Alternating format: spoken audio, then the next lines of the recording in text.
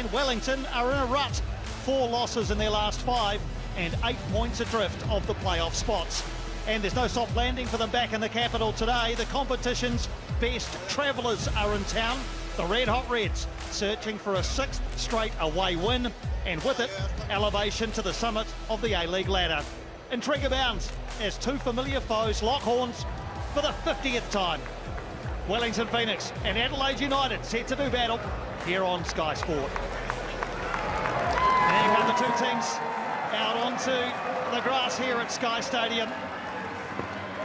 Both with temporary skippers. No Alex Rufer, no Ryan Kitto. So it's Scott Wootton and Stefan Mork who wear the armbands today. No shortage of leaders across both of those 2 sides, but also no shortage of fresh faces. Jacob Spoonley alongside. What on earth should we expect from this game today? Kia ora, Pining. Well, if form's anything to go by, the impeccable Reds will look to come to Wellington and intimidate. They're in formidable form, Pining. That said, football might be the cure for Chiefy. If they're to turn the tide, the Wellington Phoenix will look to do so in a big week, up against Adelaide today, Sydney midweek, and then travel to Macarthur on the weekend. So give it 7 days, and football can do crazy things, Pining. We could be talking about a completely different situation. Well, if we've learned anything about the A-League over the last little while, it's that not just weeks, but minutes matter. A couple of late goals last night saw Western United get up over Melbourne Victory. Just the latest in the plethora of late shows we've had. Before we get underway today, we're going to pause and pay tribute to Football Australia Hall of Fame inductee Stefan Kamaz, who passed away this week. Stefan, a revered figure whose contributions to the game shaped its landscape across a number of decades. He leaves behind a legacy of exceptional service and dedication to football in this part of the world. Before each A-League game this weekend, a moment's silence is going to be observed in memory of Stefan Kamaz and the work that he did for our beautiful game. During his 5 years in the A-League with Sydney FC, Stefan contributed in various areas, including Chief Executive Officer, and in 2014 was inducted into the Football Australia Hall of Fame for his exceptional service and dedication to football in Australia. Please pause for a moment's silence to honour his immense contribution to Australian football. May he rest in peace.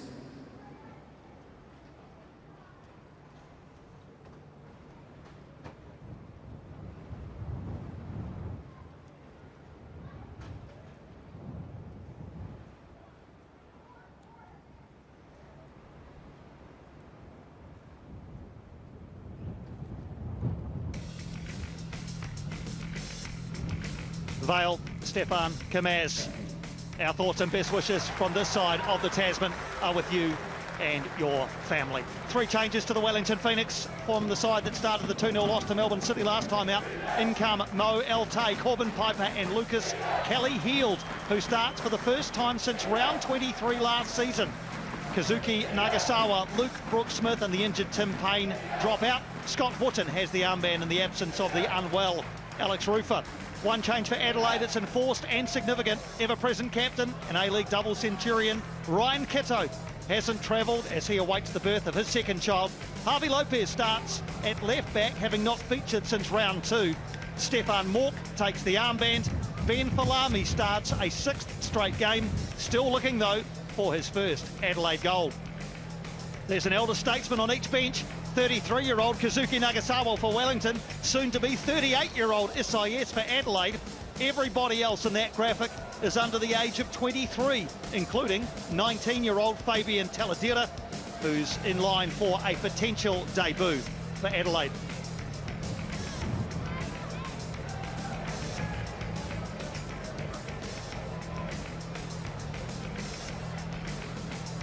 Great to see Redwig. Steve has made the trip across as part of a small throng of Adelaide fans. Adelaide United are a somewhat unfamiliar opponent for Giancarlo Italiano. Wellington only played them twice last season in his first year in charge. A 2-2 draw in Adelaide last January and a 3-2 win here in March, courtesy of a brace from the now departed Ben Old.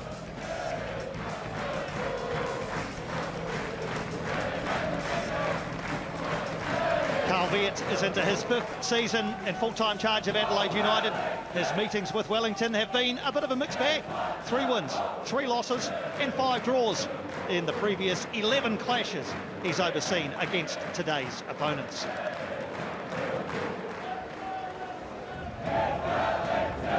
The name Goodwin has been synonymous with Adelaide in recent years through the success of Socceroo Craig at the Reds, but it's Archie Goodwin, no relation, who's turning heads this season.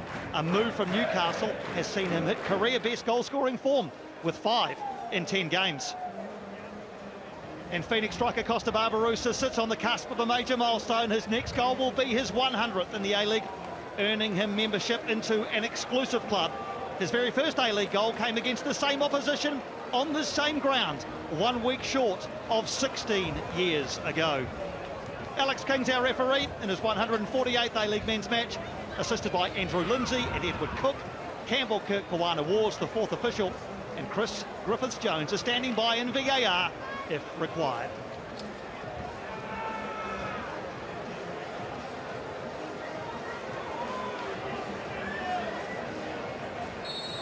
Off we go in Wellington. The Phoenix up against Adelaide for the 50th time in A-League men's history. The home side all in yellow, attacking the goal to left of screen in the first half. Adelaide United in their traditional red, kicking from left to right in the first period. Adelaide chasing a record 6th straight away win. If they take all 3 points here today, they will go to the top of the table, at least for a few hours. The Phoenix looking to exit the rut that they have found themselves in. 4 losses in their last 5 and 8 points outside the top 6. Giancarlo Italiano has not necessarily rung the changes, but he's made some changes. I'll get Jacob Spoonley to keep an eye on that, what that means formation-wise, but Adelaide United with an early entry into Wellington's penalty area. Corbin Piper looking to clean up. Costa Barbarousa's got a little nick there on the ankle from Ethan Elliott, I think, as he came back to lend his hand defensively. Wellington settling into a low block, which has been their way without the ball this season, asking teams to come at them and try and break them down. I notice Sam Sutton, though, is not in the traditional left-back position. He's settled into a midfield role. Well, the Wellington Phoenix are depleted, Piney. There's no doubt about that, and that means that utility players have to show exactly that. Sam Sutton and Corbin Piper, players that have been used in different positions this season, find themselves in new ones. Right wing for Piper and left wing for Sam Sutton. But don't expect them to be too adventurous early, because Adelaide start fast. They have the ability to change gears and really into that high-octane streak, Piney. Although they left it late last week against MacArthur, what was noticeable was just how many chances they created inside the first 20 minutes. Giancarlo Italiano already stalking his technical area. He would have enjoyed that as Mo Altay one possession back for the home side.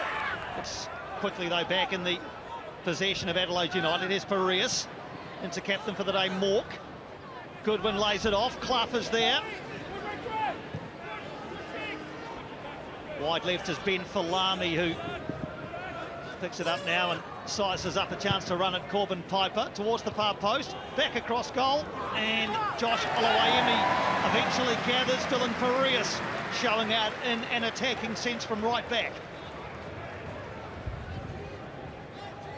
Well, that was an indication, a suggestion of the danger that the fluid front line of Adelaide possess. But at this stage, Piney, it was well managed. Good claim by Olawayemi.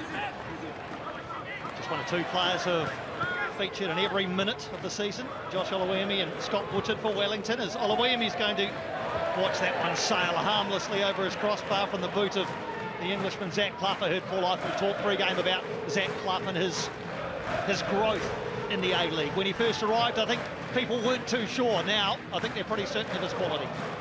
Well, a lot's been made of the imports. Douglas Costa, Juan Mata, as an example of that, but Zach Clough, 4 goals, 5 assists, really does make this red side tick. Well, that's interesting, Piney. The win predictor favouring Wellington.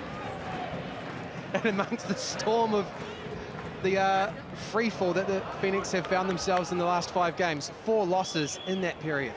Well, who am I to mistrust the algorithm behind that?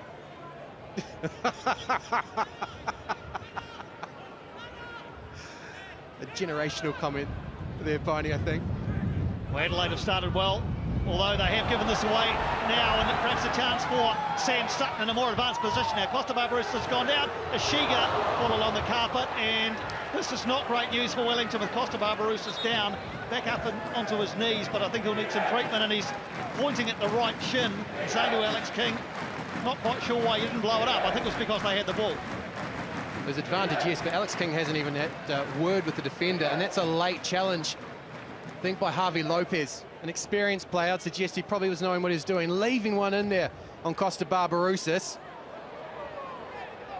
I think I can sympathise, I can empathise with Costa's position, which was made clear to Alex King there. Yeah, Javi Lopez has only played 19 minutes this season off the bench in round 2. Ryan Kitto has been ever present at left back for Adelaide, so Javi Lopez hasn't been required. Our best wishes, by the way, are sent from this side of the Tasman to Ryan and Emily Kitto as you await the arrival of child number 2, a little brother or sister for George, who I'm sure is very excited. Our best to you as you await another exciting chapter in your lives. Your team, Adelaide United, they've had a good press early in this one, but Wellington passed their way out of it for the meantime. Costa Barbaroussas is okay, and Wellington should be able to tidy this one up okay through Wootton, Hughes, and now Sheridan. But just as I say that, the errant pass, and Adelaide have won themselves a throw.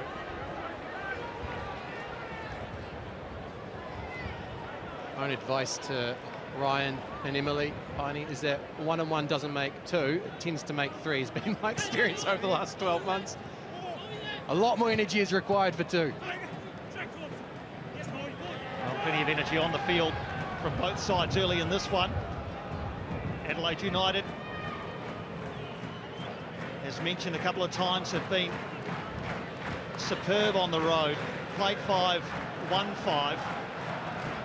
If they win again today, it would be their longest winning away run in the 20-year history of the A-League. Marius frees up Zach Clough across the 6-yard area, and it is an own goal off Matt Sheridan. For the second time this season, an unfortunate Wellington defender has diverted the ball into his own net. This time it is Matt Sheridan who couldn't get the body position right. And early in the piece, Adelaide United take a 1-0 lead. Well, it's the charisma of Clough. We see him just fading there into an inside channel, gets the ball, whips it across in front of Josh Oluwayemi, and then Matt Sheridan can't sort his feet out. And the misery for the Knicks is now compounded. That is 4 in the last 5 games that they've conceded inside the first 10 minutes. Ben Falami was arriving at the far post. Matt Sheridan, I'm sure, knew that, was trying to divert it obviously away from goal and away from Falami. As you say, Jacob, another poor start for Wellington. Matt Sheridan has to just pick himself up and carry on. Let's go sideline to Paul Eiffel. Obviously not an ideal start, Eifey, but Adelaide rewarded for an early press. Yeah, look, we talked in the pre-match about Adelaide's press, and I think they've done it again. And if you look at Sheridan's body position there for the goal, it's just it's a pretty easy one. If he gets his body position right, he can just clear that away, and we're dealing with the next one. It's difficult for the Phoenix now. I think they've shown a little bit more attacking intent already in this game than last week, and there's only one way back into this now. They've got to get back on the ball and try and get a foothold in this game. Adelaide now scored the first goal 7 times this season. Hasn't always guaranteed them victory. 3 wins, 2 draws and a loss on the other 6. The Phoenix staff conceded first now 6 times, and they've lost all of the other 5, so it hasn't been historically good for them. Still plenty of time to go, but Wellington will have to now defend a corner.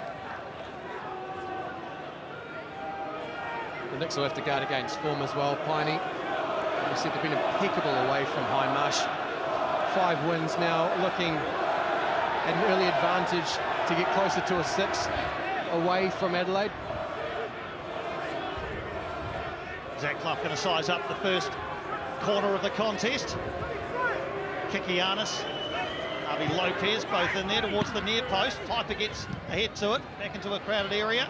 Shot from the edge from Ethan Alakic. And it'll be another corner coming the way of Adelaide United.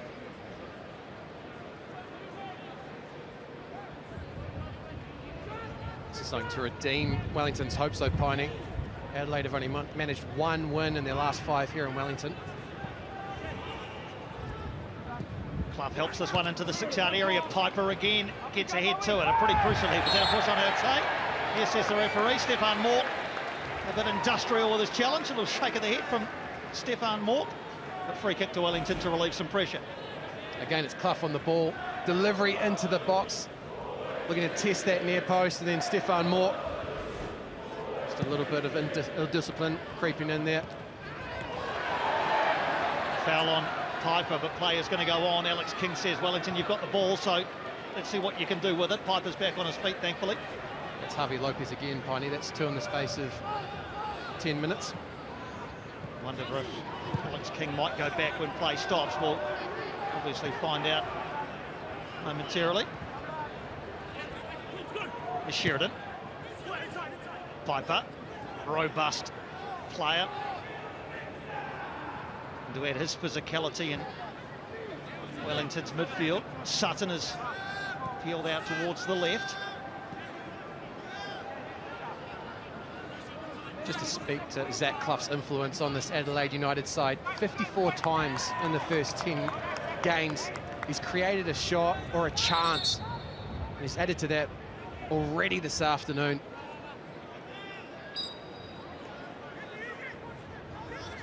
Well, I think Alex King's talking to the Wellington Phoenix players there, just about their reaction after that Harvey Lopez challenge. It has been a frustration of this Phoenix side and Chiefies. It's the late challenges that tend to come in, particularly in the midfield. Often, to your point, Piney, it's seeing that advantage is enough for there not to be a foul, not to be a talking to. I think that's just a little bit of frustration that's being directed towards Alex King about what is happening, albeit it's got nothing to do with the scoreline here. Adelaide have been issued fewer yellow cards than anybody else this season, just the 8. Wellington are second best, actually, with 10. Costa Barbarouses picks a pocket. Utee thought about it, ball out towards the right. Then they'll come left through Sutton. Ashiga lets it go, sliding in, trying to win it Parias, but Sutton's evaded him towards the far post. Piper climbing high in the centre forward position. Well, Corbin Piper is very much an all-purpose footballer, isn't he? His tail is well known. He played for Birkenhead in the national competition most recently as a number 10. He's been used as a centre-back, a right-back. He now looks as though he's a right winger. Coincidentally, Piney, actually filling the position of a former teammate of his, Ben Old, came up in the same junior team as the player that's departed Wellington for France. But you're right, I think the design of his recruitment to the Wellington Phoenix is to play at centre-back, is to be a lot more defensively minded, but he's certainly not that today. Perhaps a bigger body to join the likes of Ashiga and Barbarouses up front. It looks like a 4-4-2 in possession, doesn't it, with Sheridan at right back. Here's Piper now on the ball as Sheridan goes past him. Sam Sutton is certainly way more advanced than he traditionally plays left back. So I think we can assume in possession it's a 4-4-2 of sorts. Utee. Follow Retre. Barbarouses, as he does so often, dropping off the line to link up play. Sutton looking for options.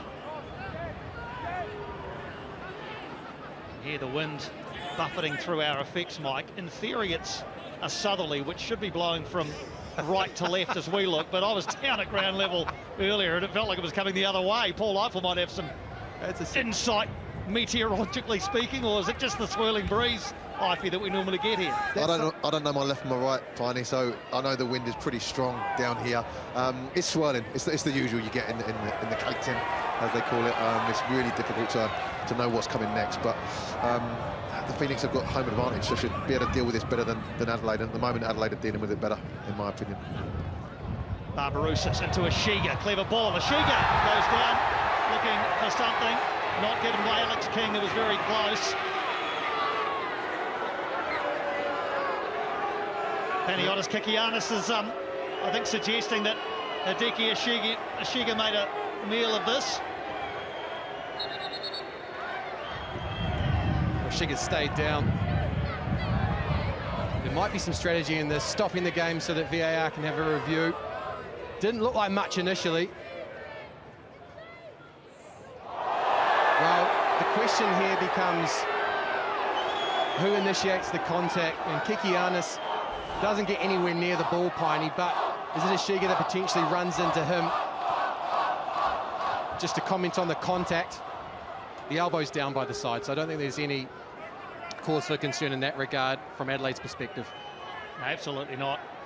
I think Panagiotis Kikianis is even looking at Hideki Ashiga.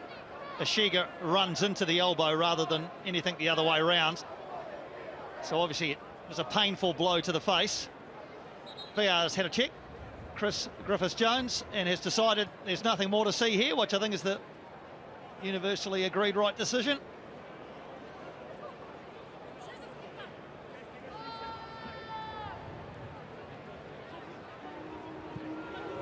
Certainly not a low threshold from Alex King that's been set in this first stanza.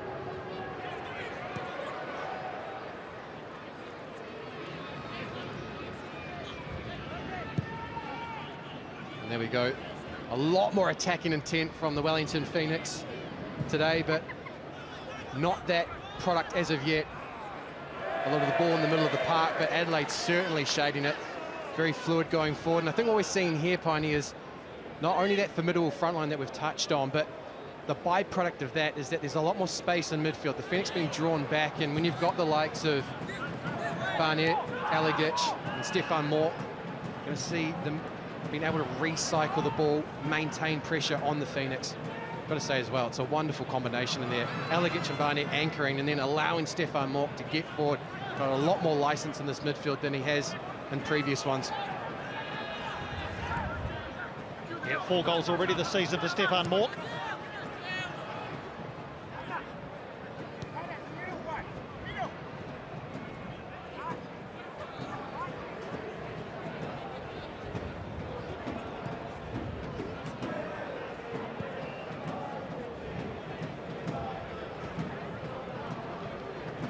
Adelaide United just happy to hold on to possession in that middle third. As our graphic showed earlier, Phoenix not pressing until it gets a little bit further forward as it has now. Alagic looking to slide in Stefan Moore, but just a bit too much on it from Ethan Alagic.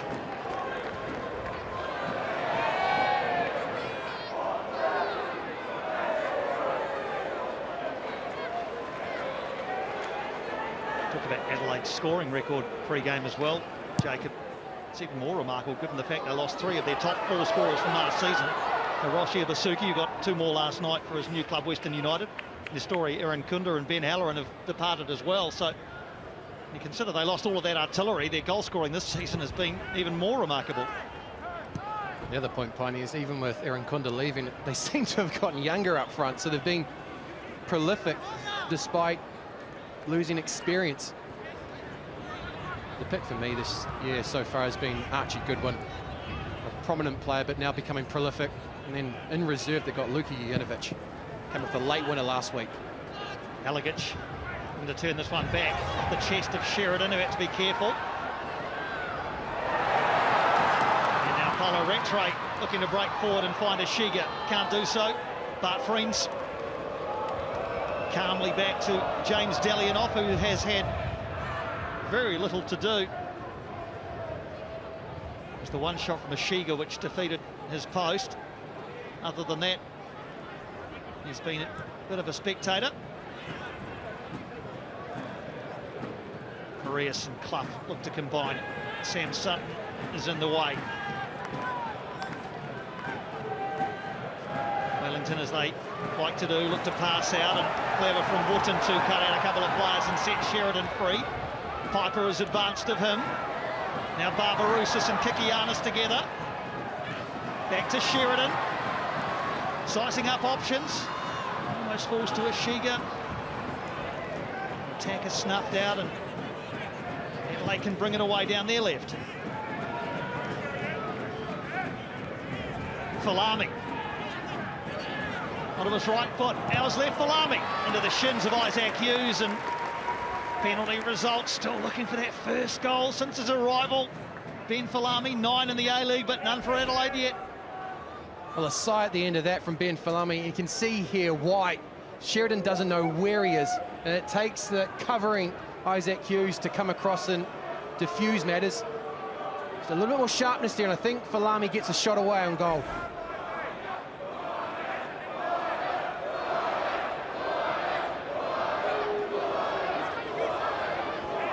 Zach Clough again looking to swing this one in.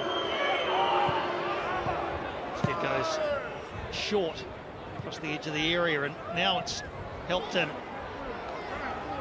Wellington happily defend that one. Bart Friends was on the far post, but the ball never found its way through. Now Rattray facing back towards his own goal. Scott Wootton wearing the captain's armband. Alex Rufer still not well enough to participate today. Varying reports on whether it's glandular fever or a virus of sorts. Either way, it's kept Alex Rufer out of this game and the last one.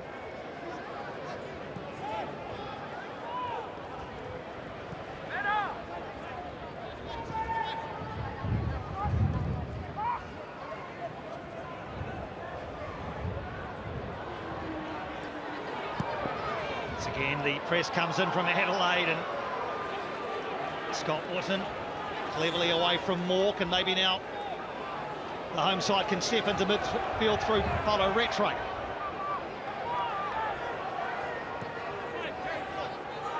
Piper.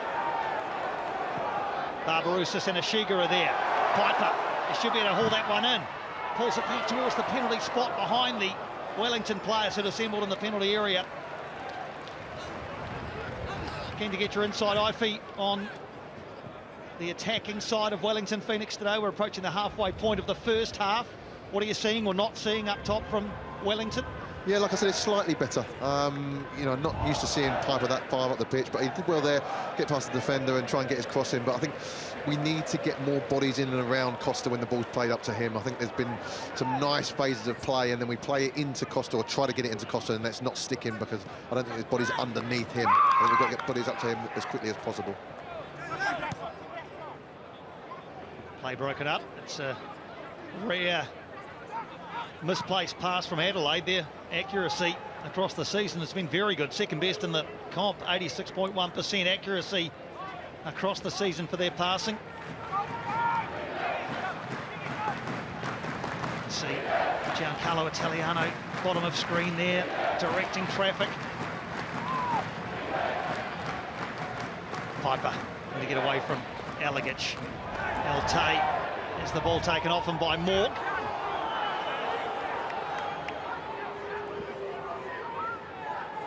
Perhaps the noticeable aspect of the reaction from the Phoenix to again going behind early is there hasn't been any panic binding.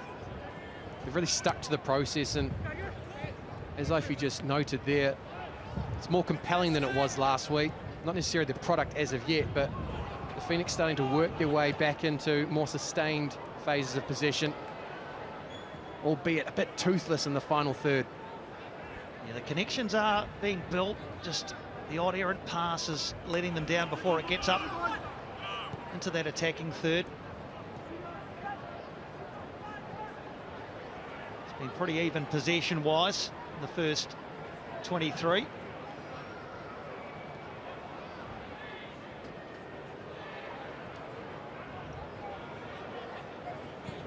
So there's the tail of the tape. Both of these sides. Wellington's only win in the last 5 was against the Newcastle Jets here a couple of games ago. Costa Barbarousis and Paulo Retre scoring eye-catching goals. For Adelaide, the loss that you can see there is their only one of this season. Wind buffeting these players.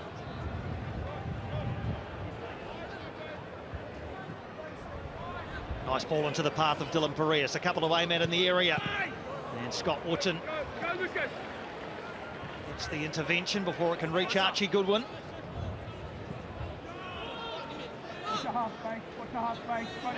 Plenty of numbers forward for the Reds. Pereira inside this time. He might let fly on the left foot.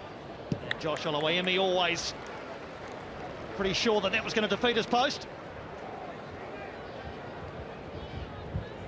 Dylan Perez has been given license to get high and wide. Zach Clough drifting inside. That time chooses to cut across in front of the Phoenix backline. Really nothing to trouble Josh Oluwaemi. The selection of Sutton at left midfield, Piney, let's call it that at the moment, isn't really getting forward as much, is intriguing because it means there's more defensive capability there with Lucas Kelly-Heald.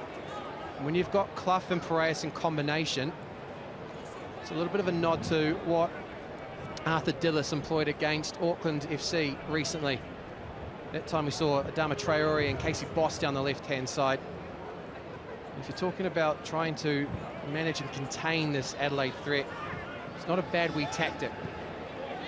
Alagic battling away in midfield and losing out to Sam Sutton, who sets off downfield. Ashiga is his only teammate in close proximity at the moment. And as Ashiga tried to play back to Sutton, he's done very well to hold on to that. He's in a cul-de-sac at the moment, though. Tries to win something off Friends. Adelaide to pass this one out and just about managed it.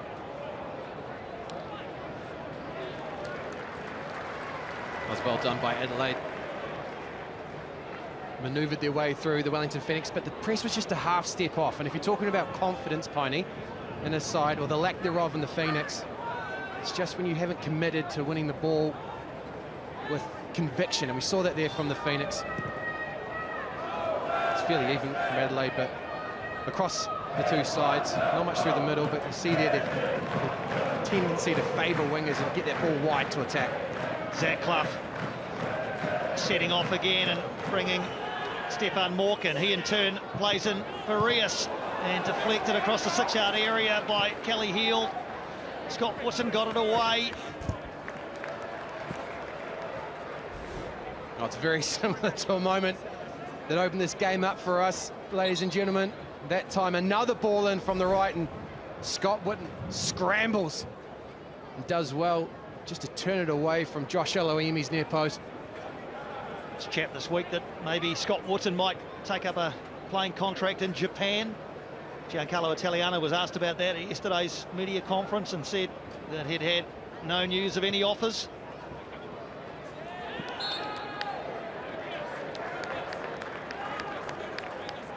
Wouldn't be surprised if there was some movement in the window from the Wellington Phoenix at some point, Piney. They do have a lot of injuries, so it might not necessarily be players leaving, but definitely keen to keep an eye on any movements from Chiefy in relation to bringing in a new player, bring in something different, some energy, infuse the team with something new. We did say yesterday as well, during that same media conference, that he was looking at bringing one and maybe two players in. He's restricted at the moment in terms of imports because he's got 5, but there's a lot of mail around about whether David Ball may come to some sort of agreement with the club to depart ahead of the end of his contract at the end of this season. That would free up an import spot. I guess Scott Wootton leaving too would also do the same thing, but we wait. Oscar Van Hattem is the other one who, by all accounts, is headed to Ireland to take up a contract with Sligo Rovers, former home of Auckland FC players Max Mata and Nando Peineken. Piraeus thought about a cross, and it goes to Stefan Mork. Wootton in the way again of that one. Alagic nods it back in, away by Hughes. Well, Scott Wootton again, talking about him being the anchor of the defence. He certainly intervened importantly on a number of occasions so far. Piraeus gives it away. Yeah, the calls to keep it alive, but Wellington have given it away. Lopez. Falami.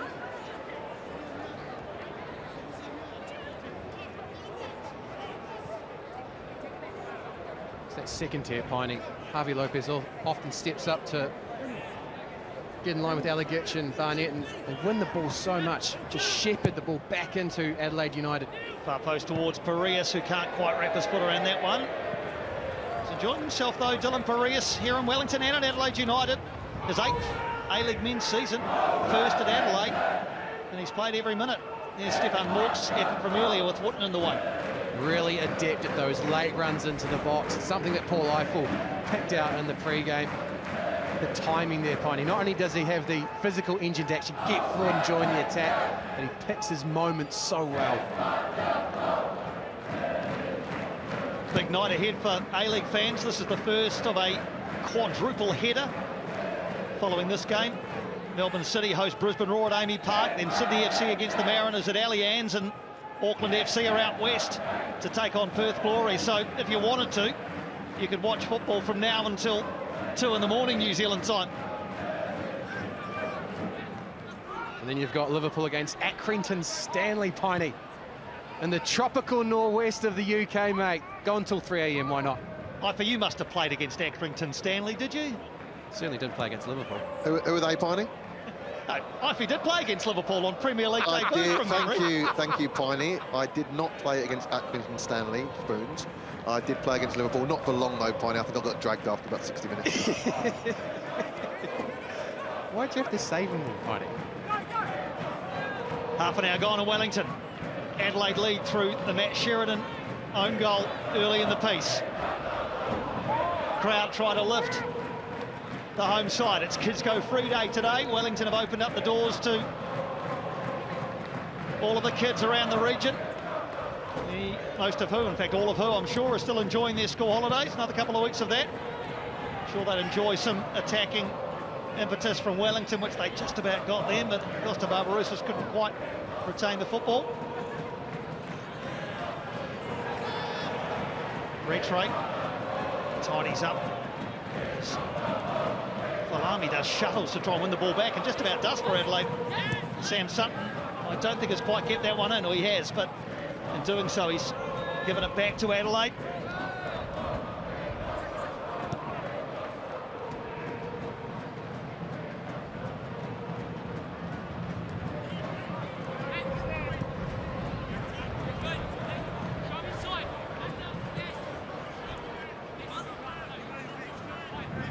You often talk about the energy of a game of football, and the energy and the momentum of the game at the moment feels like it's with Adelaide.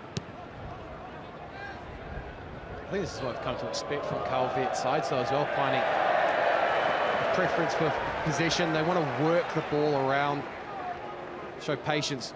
Wasn't on display that time as the ball heads over the sideline. But I think the Phoenix are probably content with the last 15 odd minutes since they went behind. Obviously won't be happy with the manner in which they conceded, but demonstrating a lot more defensively and equally starting to expand things on the ball. Wellington looking to fashion something. No attempts on target yet for Wellington in the first 33 minutes of this one. Retray. Isaac Hughes. Barbarouses, and now Retray again out towards Sutton. Marias is going to get there first. Wellington win back possession. Carl Veert in close proximity in towards Barbarouses, and the thumbs up for the intent from Costa. That was beautiful shape on the ball from Sutton. Just put it on the back shoulder. I think it's Bart Vreens.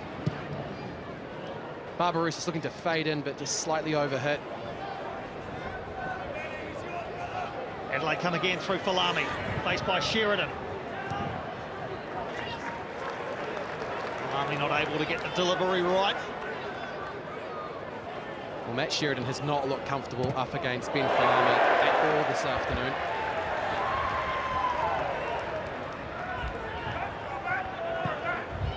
Tim Payne not in the playing squad today, suffering the effects of an ankle injury.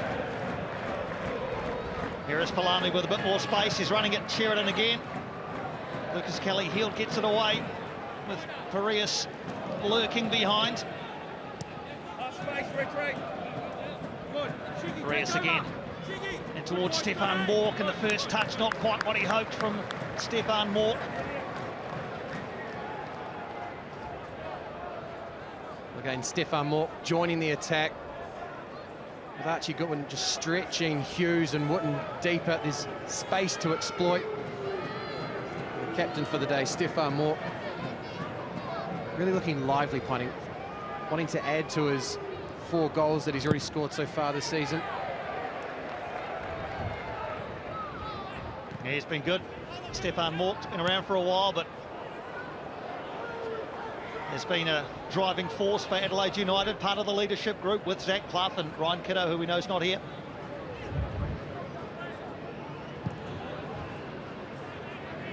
Ten minutes to go in regulation time in the first half here in Wellington.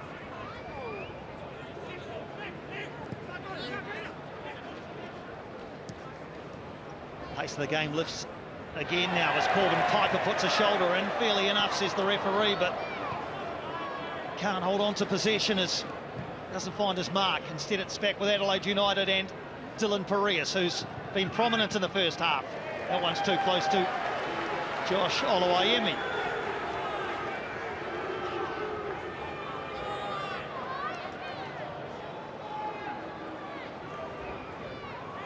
Certainly wouldn't say that Wellington are Dylan Parias' favourite opposition. He's only ever won once against them in 9 attempts.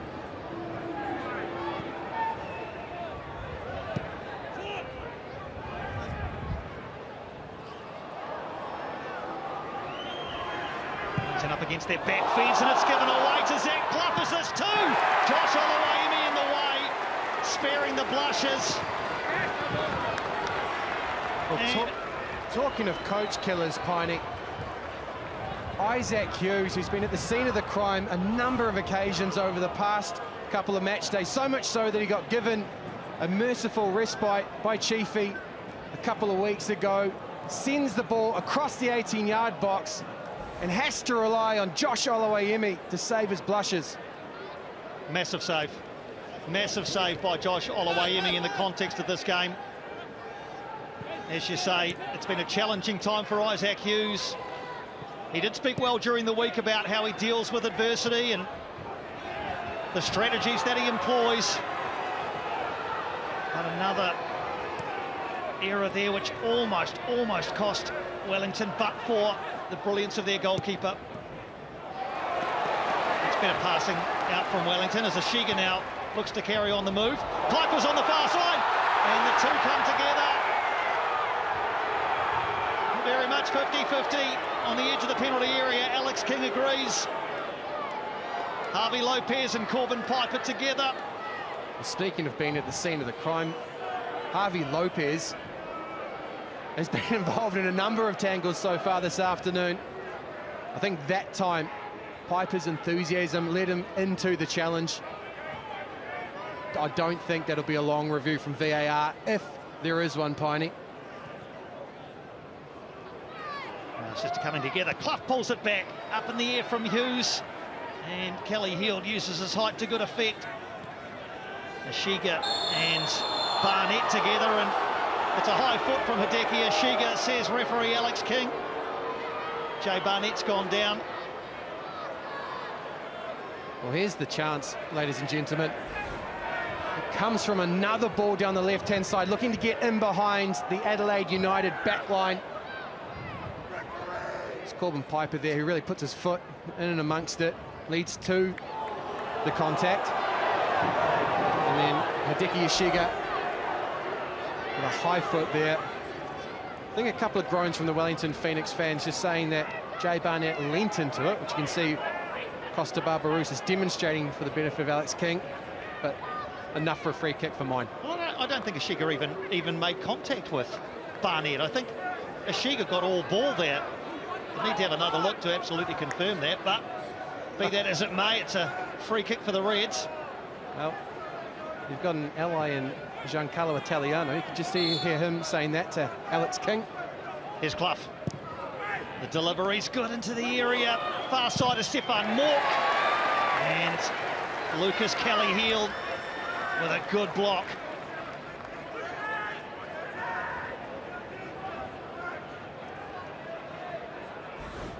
Here's the ball into the box. Zach Clough, again, it's delightful, Piney, just putting it with enough elevation into the right areas. Oh, it's the ball into the head. Still though, referees very considered when it comes to a high foot, Piney. A dangerous moment in play. Just about given away by Parias, and has been given away now by Wellington. If they can break quickly, Elte finds a bit of space with Kelly-Heald, and now Rattray. Elte again. Piper calling for it on the far side. That's a challenging pass for Elte.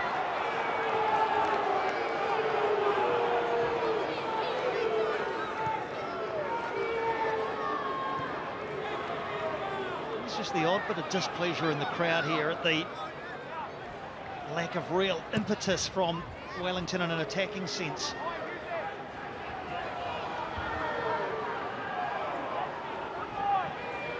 Not sure what you're hearing down there, Rifey, but there's the odd comment coming through our effects, Mike, to that effect. Yeah, I think they want them to get going. I think, you know, 1-0 down at home, and we're not showing enough attacking intent, in my opinion. It's been few and far between the times we have got it down the outside, and we haven't managed to get crosses in. Like I said earlier, the balls into Costa have not been good enough. It's difficult for him to make it stick when he hasn't got bodies around him. There's a lot of play sort of back in the Phoenix's own third, and that needs to be brought up the pitch. We need to be sort of starting our attacks and keeping the ball in the middle of the park, which we're not managing to do.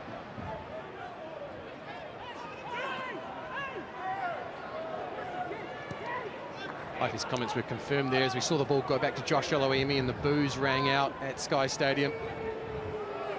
Players, though, content with continuing to circulate. Just wanting Adelaide to come out, employ that press, as we said this season, wanting to bait so they can break in behind. But yet again, possession doesn't turn into product there, Piney. Adelaide gave nothing, and the Phoenix weren't able to really force the issue. Clough brings Parias in again. First time pass into Goodwin, who's been well shackled for most of the first half. Jack Clough! Straight at Oloemi. But the difference there was obvious, wasn't it, with how quickly Adelaide broke once they gained possession of the football. It is, and it speaks to the statistic that we're seeing on our monitors, which is there's been 8 attempts from Adelaide United so far and only 1 from the Wellington Phoenix. And although they've been well marshalled by Oloemi, defended by Isaac Hughes and Scott Wooden, it's just the lack of frequency with which the Phoenix are able to create that's starting to really frustrate the Fever.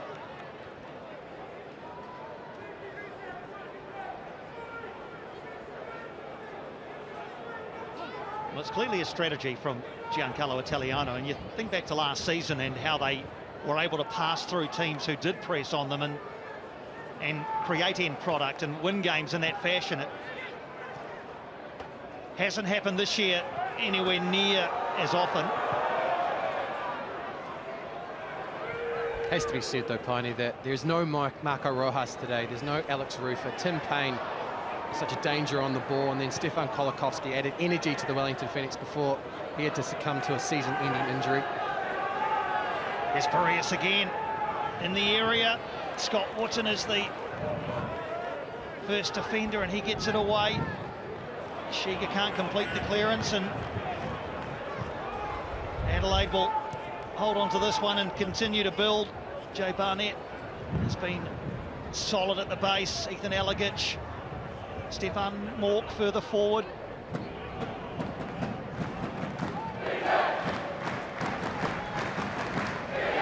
So the Blues now turn to chance as the Yellow Fever look to lift their team. The final 90 seconds plus stoppages in the first half.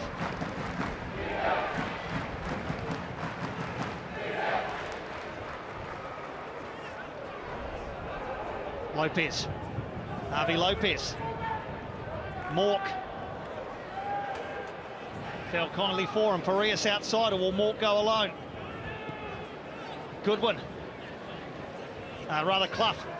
Now Parias. Valami on the far side, couldn't climb high enough. And he's out by Piper. Doesn't find the feet of Barbarousis.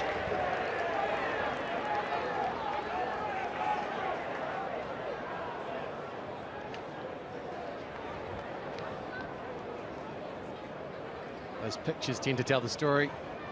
Corbin Piper. Sweat beating down him.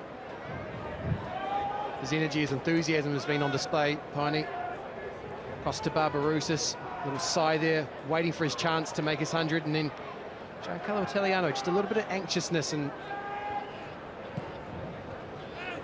the way just steered around the ground there. We haven't seen that from him, and I suspect the pressure that he's feeling with 4 losses in the last 5 is compounded by the expectation that was set up by the way in which his side won a lot last season. Parias gets away from Kelly, Heald across the 6-yard area as we tick over 45 minutes.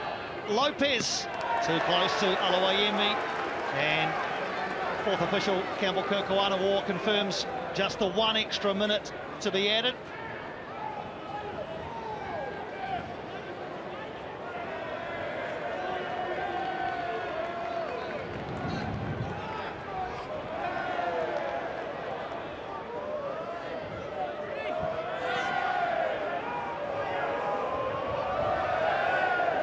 So it looks as though we're going to go into the sheds with Adelaide holding a 1-0 advantage. Matt Sheridan, the unfortunate scorer of the own goal, which has the Reds ahead. As things stand, they would go to the top of the A-League ladder, at least for a few hours. Still a lot of football to be played in this one as Wooten rakes one forward towards Barbarousis. Kikianis is in close proximity, back to Freens.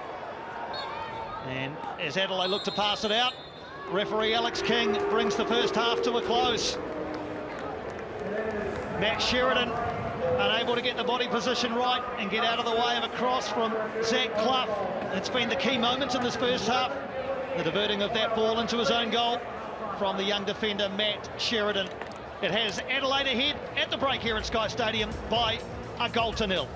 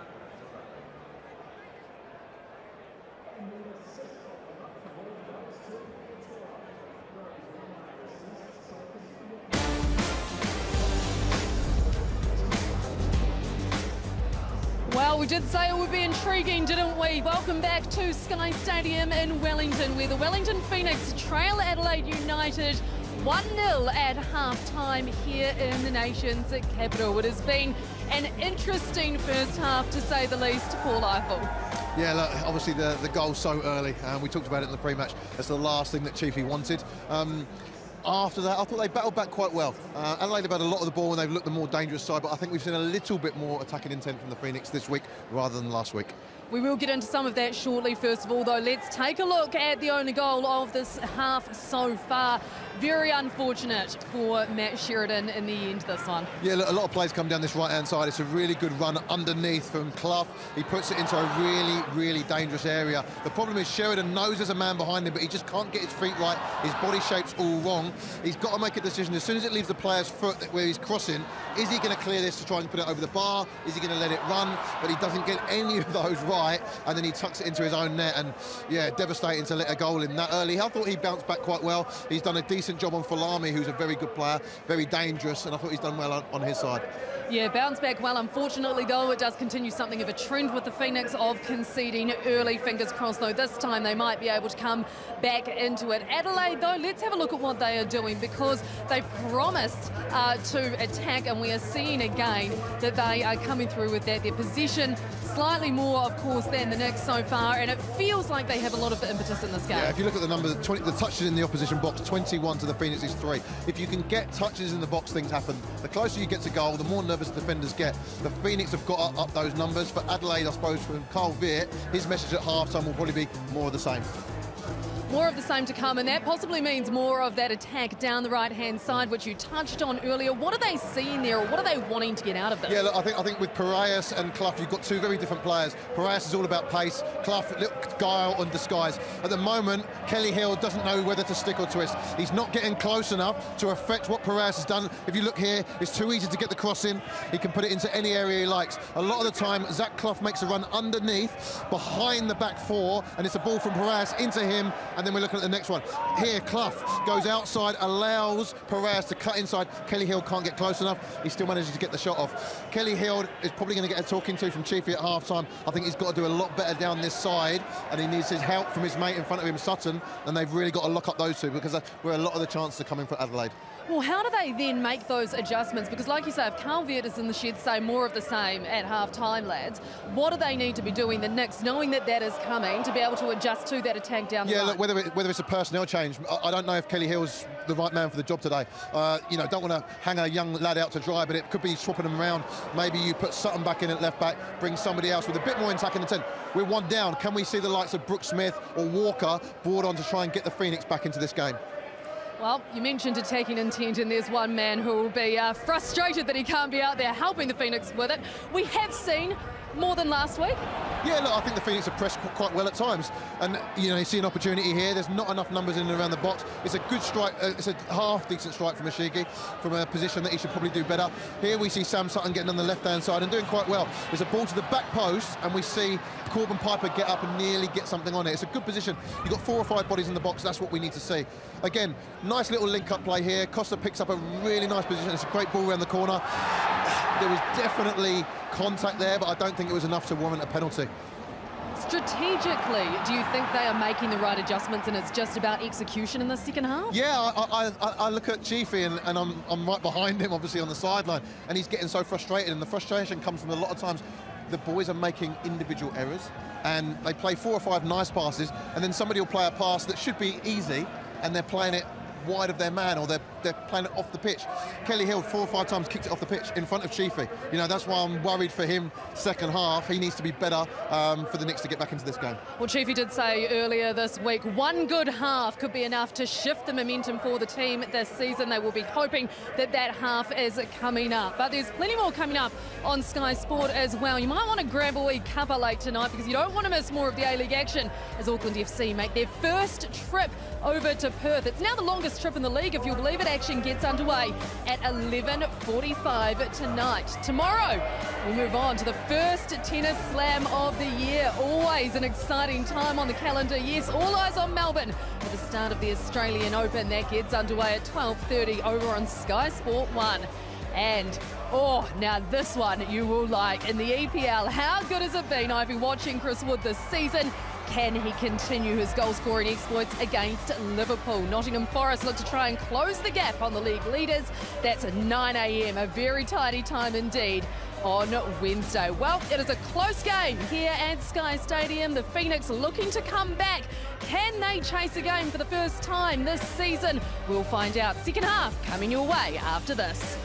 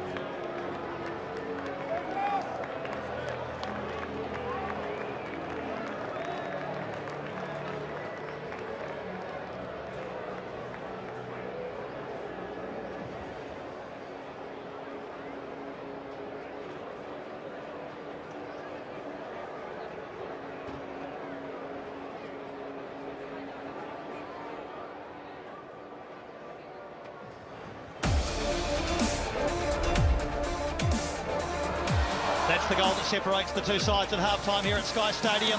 Matt Sheridan with Ben Falami lurking behind him, not able to divert the ball away from goal. Giancarlo Italiano with some thinking to do at half-time as the two sides make their way back out onto Sky Stadium. There's your half-time score, just the Matt Sheridan own goal to show for Adelaide's attacking intent. His captain for the day, Stefan Mork. Dylan Parias has been very, very good today too. Carl Vett eyeing up what would be a 6th straight away win. Uncharted territory for the Reds in the 2 decades of the A-League. What did he say before the game? It'd be nice if we could do it at home more often.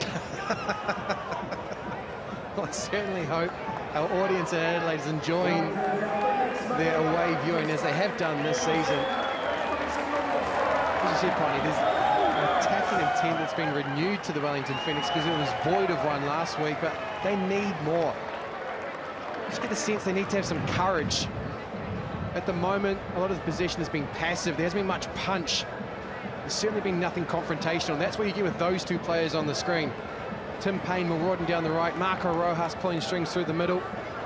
But Chiefy has what is effectively the backbone of his side there in front of him at the moment. Scott Witten's played with authority. Retre's shifting the ball, looking to move Adelaide. But if you shut down Costa Barbarouses at the moment, it seems you go a long way to beating Giancarlo Italiano's men. Yeah, he's been isolated, hasn't he? Costa Barbarouses up top for Wellington. Change at half-time for Wellington Phoenix, and it's going to be Nathan Walker into the action for the second half. He'll be replacing Sam Sutton. So Sam Sutton was in a left-sided midfield role, was drifting infield quite regularly, though. You'd expect, though, that Nathan Walker would be up and down the left. I like the introduction of Nathan Walker. Player with energy, a lot of enthusiasm, very confident youngster. Hails from East of Auckland, Fencibles Football Club. They'll like to see him on the field. But Sutton, for mine, was the best player for the Wellington Phoenix in the first half, so hopefully it's not another injury for Chiefy to have to deal with.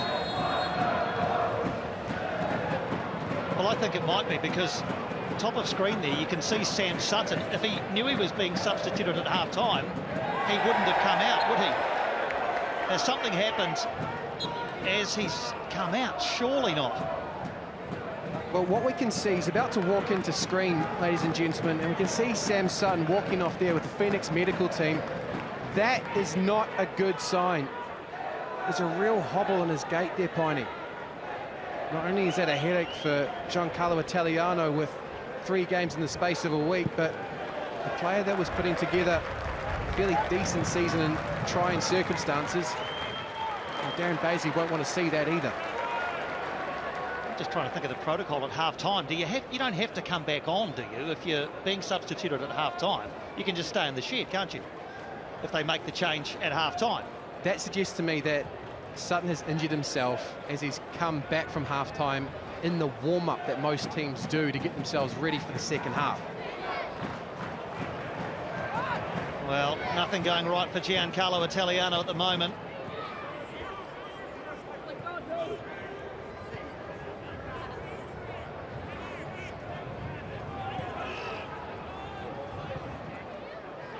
So Adelaide United all in red now, attacking goal left of screen and onto the front foot straight away over the top of Falami. Sprinting back is Lopez to try and haul it in, which he has. Given away by Falami to Piper.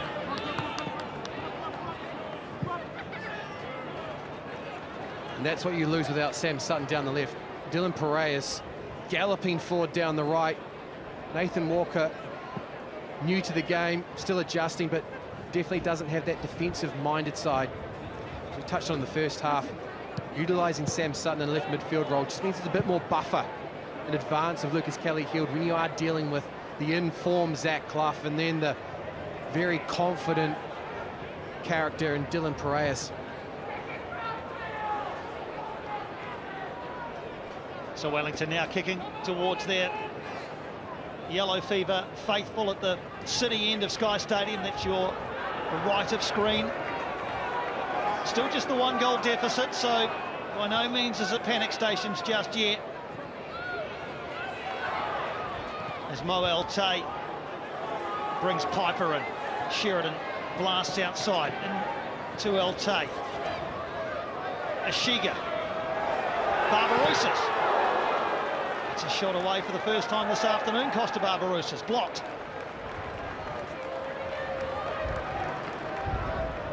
Well, something for the fans to cheer about.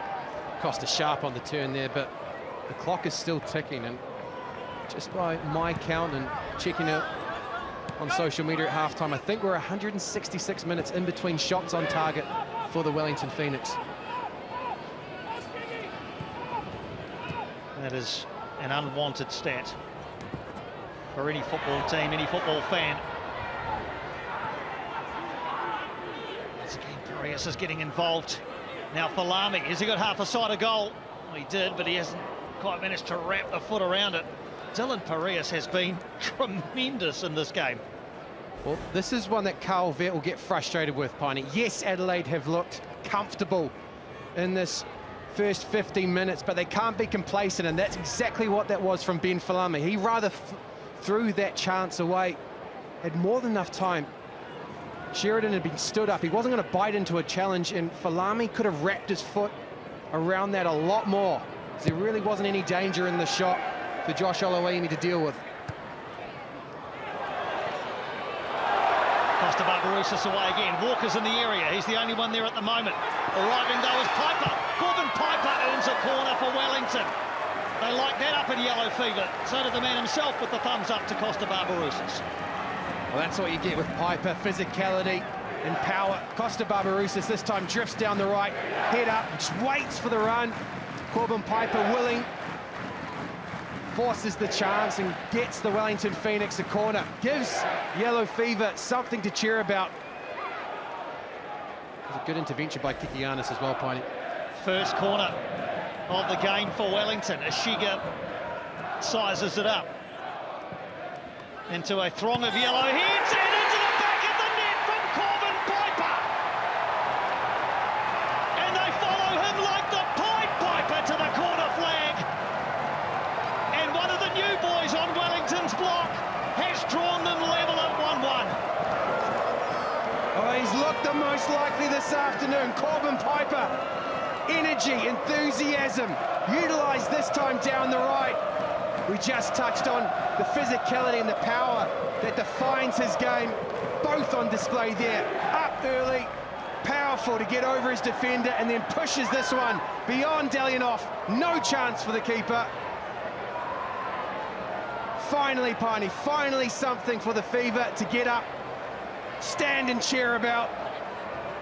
And a respite for Giancarlo Italiano, something to ponder on. How can he now get even more from this game? Paul Eiffel, you love the intent. It's like a young Ben Sigmund climbing in the penalty area then. Yeah, it certainly was. That was really, really difficult. It's a really good ball in, but he was getting tugged from behind, and then he managed to get free just at the last second. He's jumped and had to get past another body, and then to direct that all while still getting tugged and put it in the bottom corner was fantastic. It's a brilliant finish, and he's had a really good game so far. So Corbin Piper adds his name to the list of Wellington Phoenix goal scorers and gets over vigorous with Harvey Lopez, and might perhaps get a talking to from Alex King, who leaves the card in the pocket for the meantime. But yeah, can you imagine the adrenaline coursing through the veins of Corbin Piper as he saw that one hit the back of the net? It's still perhaps there. He needs to calm down just a touch. Well, there'll be adrenaline, and it'll be felt from Auckland to Wellington. Corbin Piper is, of course, an Aucklander who had to make his way south. Couldn't get a chance in blue and black, so he's come down to join Chiefy. As I said, by design and admission from Adam Griffiths, he's intended to be a centre-back, but wherever he fits, he will be a willing runner, try to be a cog in this machine as the Phoenix look to rebuild this season. Well, at set-piece time, it doesn't matter, does it, where you're playing positionally? You're a threat at set-piece time. That's the 5th of Wellington Phoenix's 13 goals this season from set-piece. 2 indirect free kicks, now 2 from corners. And Hideki Ashiga's eye-catching direct free kick against the Mariners as well. It also continues a bit of a trend for Wellington and scoring in the 15 minutes either side of half-time, which is when they've been most prolific. 9 of their 13 in the 15 minutes either side of half-time for Wellington this season. Falami. His miss, or off-target shot a few minutes earlier now, I guess takes on even greater significance. Well, that's the danger, that the equaliser will spark Adelaide United. As we said, Piney, they started promisingly, got their noses in front, but then an amble just started to come into their game. The ruthlessness wasn't there. It might be now. Well, they were cruising, let's be honest. in the first half. They looked almost entirely unthreatened in a defensive sense. Very comfortable on the ball, but a goal, we talked about the energy of the game before and who's got the momentum in it. A goal can make a big change to something like that. No qualms about it, Piney. Not only were they a better side in that first 45, but they've been the best attacking side in the competition. The most goals per game. Piper is quickly endearing himself to yellow fever as he steps in there and wins possession back for Wellington. Nathan Walker with some step-overs. Tried to tee up Wellington, but couldn't quite get the pass right, Nathan Walker. Lucas Kelly healed, though. Wins a throw for Wellington. Walker wants it quickly.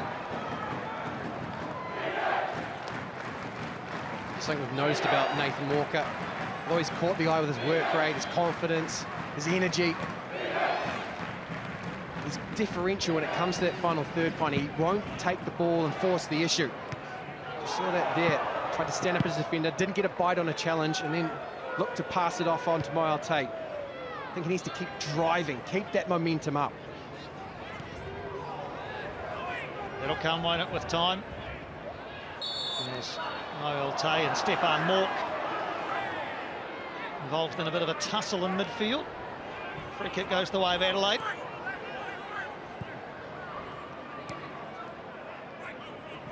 Falami. And the influential Zach Clough. Barnett. Parias. Into Clough. Out towards the edge. Stefan Mork blocked. Stefan Mork a second time blocked. And that was Matt Sheridan the second time, making a big block. Well, that was redemption right there from Matt Sheridan. I think that's 2 out of the 3 blocks that occurred in the space of a couple of seconds. Well, there's a little bit of a hum coming back into this one, where there was silence at the end of the first half. The crowd are now starting to get back into things. Nathan Walker doing his best to get around Bart Breams, who's seen it all before, the 33-year-old Dutchman. Put his body in the way and earned the free kick. Let's have another look at this one. It's a deft touch by Clough. It's messy, it's scrappy, but that's exactly what it needs to be for the Wellington Phoenix. That hasn't been there over the last couple of games. And this is what you talk about when you talk about confidence. The 18-year-old flinging the 33-year-old to the ground. Falami running deep into Wellington Phoenix territory. Sideways to Clough, sideways to Parias. It's probably the first thing he's done wrong all day. Dylan Parias couldn't find the target as it was teed up for him. Well, this is exactly what Ben Falami should be doing, running at defenders, drawing the Wellington Phoenix in. That creates the width for Parias, but there is no exploitation. Leaning back on the left foot, head and hands immediately, Piney. That is a very good chance. Not taken by Dylan Parias.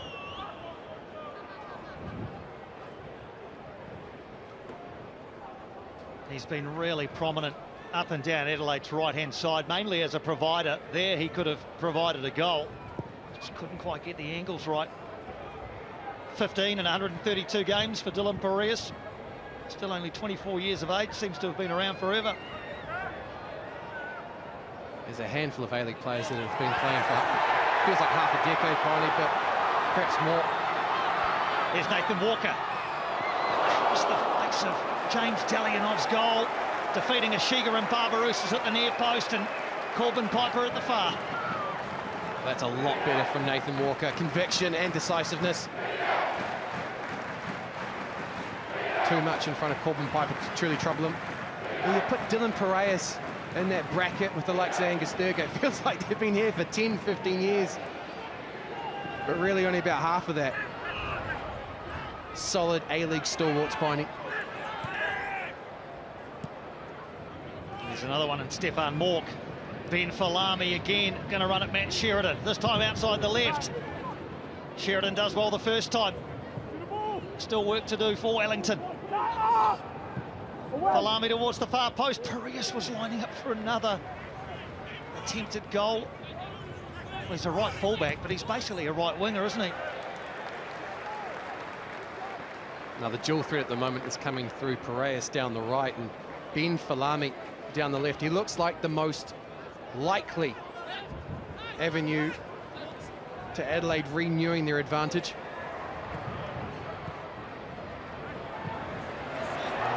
The energy of this game has certainly changed. Kazuki Nagasawa is getting readied as his countryman Ishiga launches this one towards Piper. Physical presence of Corbin. Piper wins the throw for Wellington. Well, there's tempo now in the Phoenix's game. Not quite playing with a verve, but a lot more vigour. More than happy to be confrontational. That was lacking in the first half. Sounds like it's going to be Nagasawa on for Mohamed El Tay shortly. So Kazuki Nagasawa, who started every game before this one this season, is going to get the last half out.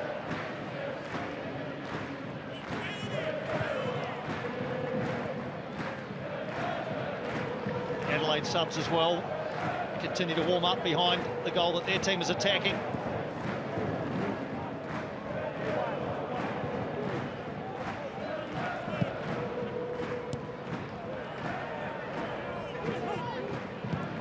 Palami slides it in.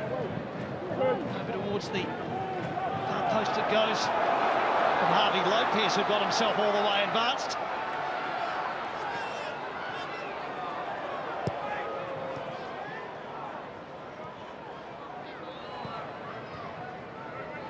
Nagasawa waiting for the next stoppage in play to make his way out.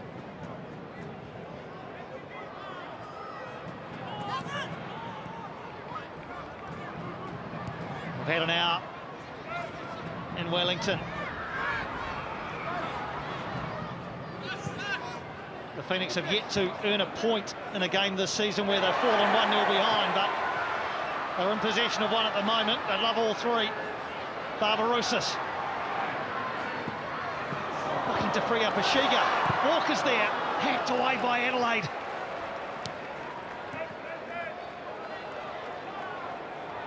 The enthusiasm and the vigour in Wellington's players, such a stark contrast to the first half.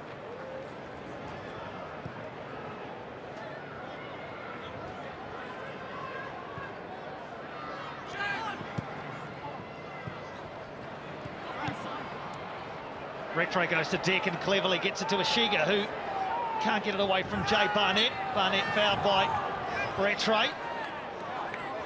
Free kick coming the way of Adelaide, and now the change can come.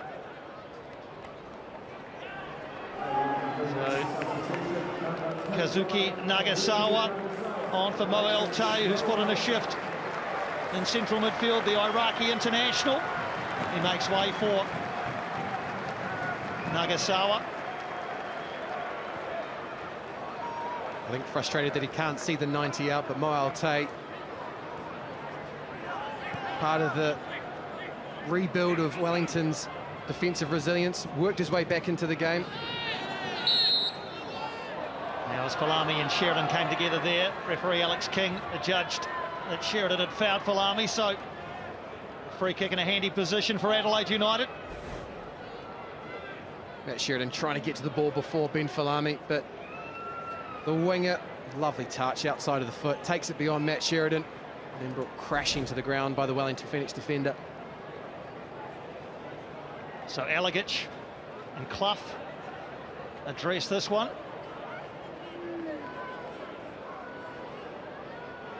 Just a one-man wall set up by Wellington in the person of Costa Barbarouses. Everybody else lined up pretty much across the 6-yard area. Here is Clough in towards Olawayemi, who elects to punch, and Barbarouses prevents the corner. Well, that was cheeky from Clough. He didn't get the connection right, but this is definitely a shot, ladies and gentlemen. I think he's rather hoping that there would be a few bodies that got across the front of Josh Olawayemi. Adelaide look to keep the attack going, but a couple of errant passes. Wellington will now try and get it away, which Sheridan does up towards halfway. Barbarouses trying to make things difficult for Kikianis and for Fareens, who steps confidently into midfield with the ball. Plenty of experience, Bart Fareens. He's been A rock in the centre of Adelaide's defence this season.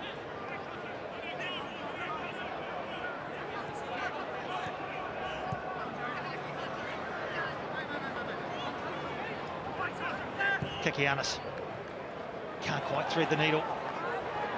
Hughes brings it away for Wellington.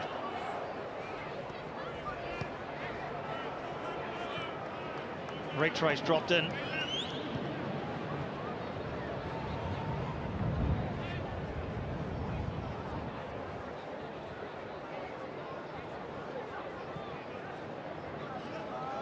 I don't know what it was that Giancarlo Italiano said to his team at half-time, but it's certainly a greater energy, or it feels like it from up here. Oh, definitely. I think the way they're keeping the ball, the little passes and moving combinations have just sharpened up, really. I think the introduction of Walker has definitely made a big difference. It's given Pereira something to think about. He can't go forward at will. He's got to keep an eye on Walker. And I think when Walker's got the ball, he's made good decisions as well. Into the area and a shot across goal from Ethan Elegich. Not a lot of power, but it was on target. Josh Oluwayemi smartly down. Wellington look to break quickly through Ashiga. Nagasawa is ahead of him. Shifts it on towards Barbarouses. Piper outside. Barbarouses can't quite find Corwin Piper. Here's Piper again, though, and Kikianis has to poke it behind for a corner. Well, at the moment, Corwin Piper is providing Giancarlo Italiano with something different. We're used to these technical players. As we see there, the save from Josh Oluwayemi, who then releases Walker very quickly, and it results in that missed opportunity from Barbarouses. It's an underhit pass, but then it's simply the power of Piper that wins the ball back and forces Adelaide to concede the corner. Well, they scored from the last one. Can Piper repeat the dose? It's a similar delivery. Piper gets ahead on this one as well, but nowhere near the power or the direction. And double change coming up top for Adelaide United. Archie Goodwin and Ben Falami going to be withdrawn, and Yaya Dakuli and the goal-scoring hero from last game, Luka Jovanovic, are into the action. Jovanovic, a goal scorer from the penalty spot here last season in round 19. So Goodwin and Falami off, Dakuli and Jovanovic on. Well, we're certainly looking forward to seeing Archie Goodwin today. 5 goals already this season. I think he just hasn't had the space today, Piney. The Phoenix have been defending so deep, and Scott Wooden's been very mindful about where he has been. So although Adelaide have had the ball a lot, it hasn't resulted in space up front for Goodwin to exploit. Latest would-be attack by Wellington broken up by Adelaide. Friends. Farias. And Nathan Walker, that time the tables had turned. He was the one doing the defending.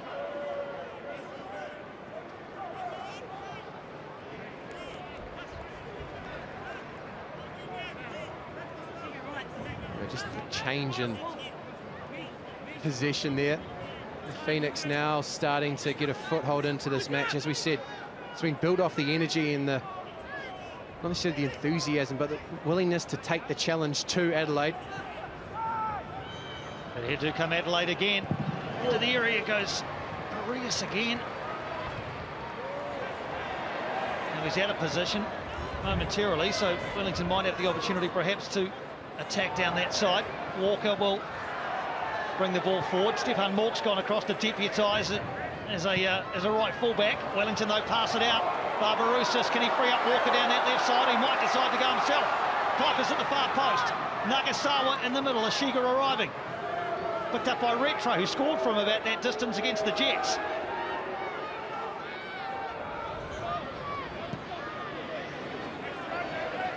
Nagasawa lifts it in between players, and it's a bit of a sliced clearance. Adelaide still haven't paired their lines. Yaya Dakuli is back helping out with his fresh legs. They've just about got it away, Adelaide. It's a bit messy, but Jovanovic has done really well there. Arias sets off over halfway. Jovanovic ahead. Mork as well. Dylan Arias. Dakuli. Yaya Dakuli. And it's deflected a couple of times. I think both deflections slowed it down, thankfully, for Josh Oluwayemi, who gratefully clutches it. Anytime the ball's bouncing and bumbling in the box at the moment, there seems to be a Wellington Phoenix player that's close to deflecting it beyond Josh Oloimi. Luka Jurjanovic sets this one up. It's his pass initially that sets off Dylan Piraeus. Already injected himself into the game. A half chance moments ago. Tried to use the outside of his right boot to test Josh Oloimi. Only found Scott Wootton. And that time allowed Adelaide United to spring forward.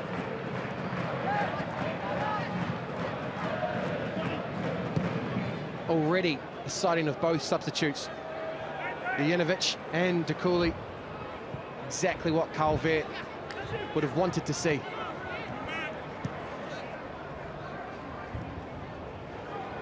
So a game is delicately, tantalisingly poised.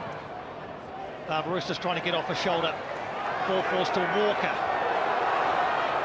Crowd urge him forward. Opts for patience. Nagasawa. Rattray. Sheridan gets a return pass. Can he wrap his foot around this one? Unfortunately for Matt Sheridan, he cannot.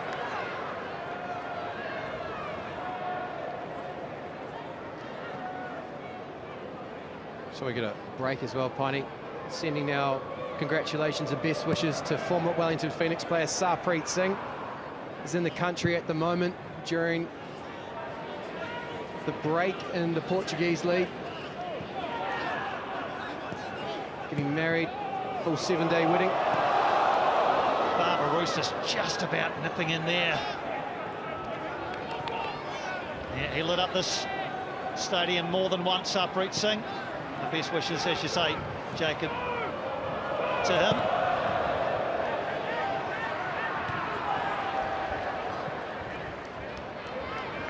This one's fallen the way of Nathan Walker. Things just seem to be falling the way of Wellington at the moment. Piper towards the far post. It's a good header away, a really good header away from Bart Friens. Man down for Wellington in the meantime. Can only assume that Alex King had missed that. Play was allowed to develop. Paulo Rattray on the ground. He's suggesting that there was an elbow or a shoulder that led to this. Let's have a look at the chance. It comes off the back of it.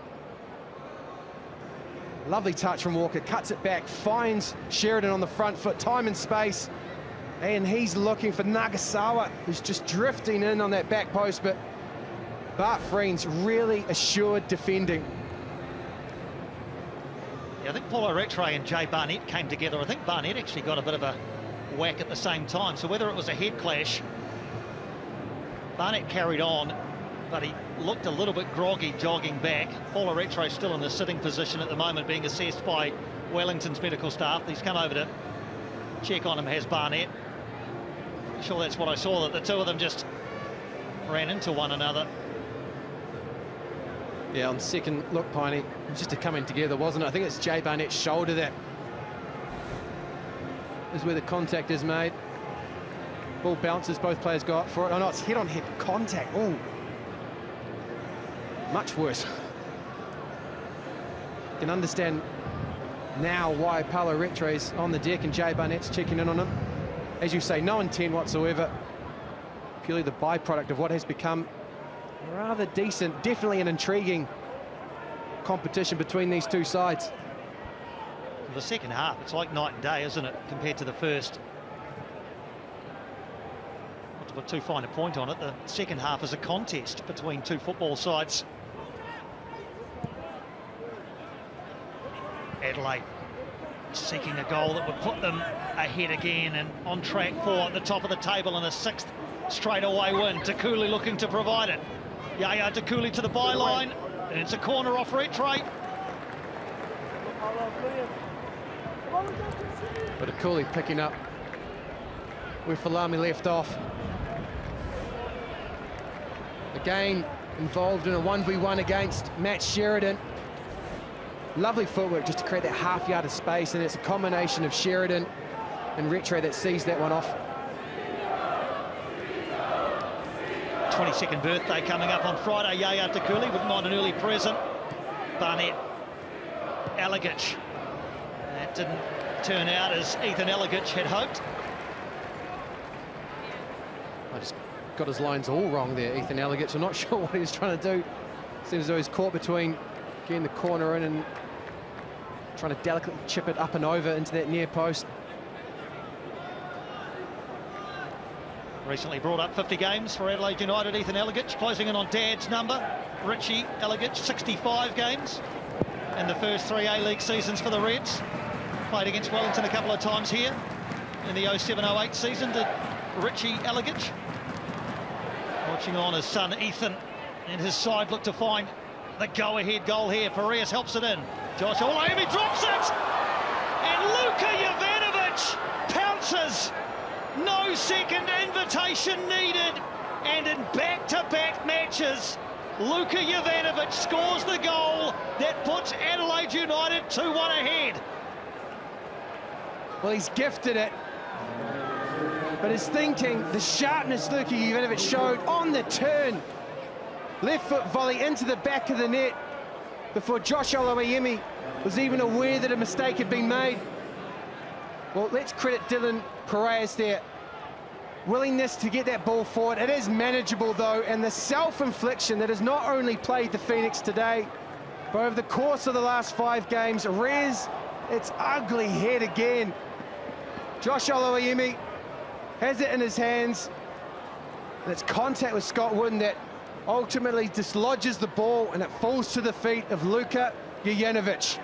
Adelaide's advantage is restored. Well, credit Luka Jovanovic. He could easily have turned away as that ball was floating towards Josh Olaimi and jogged back. He just waited to see what would happen, and that's what happened. Yeah, most people will say right place, right time, but you've got to expect the unexpected there. I mean, Joshua Olaimi, he'll probably pick that up 10 times out of 10. This one odd occasion, I don't know, I'll leave you with this. Yeah, corner coming.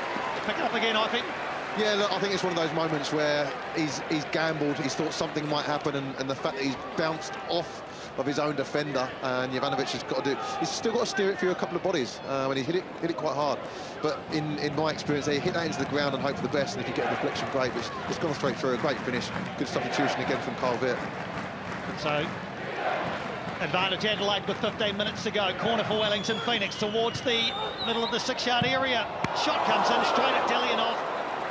And Kazuki Nagasawa, who hasn't scored for Wellington yet, thought he might have perhaps opened his account then. Well, talking of snapshots, Nagasawa on the turn catches that one beautifully. Unfortunately for the Wellington Phoenix, just too close to James Delianov. Can only think of 3 times that he's been called into action this afternoon. Piney managed that one in a fairly assured manner.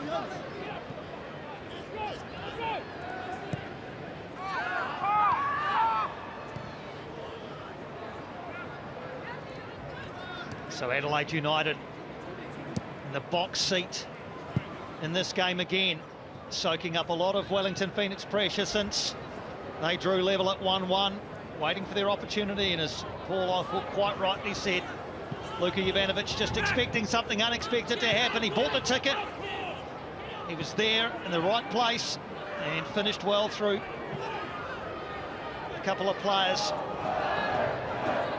for his 11th A-League men's goal. Well, he's every inch the poacher, isn't he, Piney? He has a nose for goals. It often comes across as a cliche, but it's so true that more often than not, true strikers are born. You can't create them, you can't teach it, and it looks like Luka Jovanovic is a player in that profile. Well, it's a crowded Adelaide Golden Boot list at the moment. Come back to that after play goes on here. Takuli, Sheridan keeps up, puts it behind for a corner. So that's Luka Jovanovic's 4th goal of the season. Stefan Mork has 4, Zach Clough has 4, Archie Goodwin has 5, and Luka Jovanovic's goal on our live ladder has Adelaide right at the top. Auckland FC have the chance later on to reclaim top spot if it's taken away from them. But for a few hours anyway, Adelaide United And they're travelling faithful, led by the great man, Redwig Steve, are happier. A third goal would surely make things too tough for Wellington. Corner successfully diffused.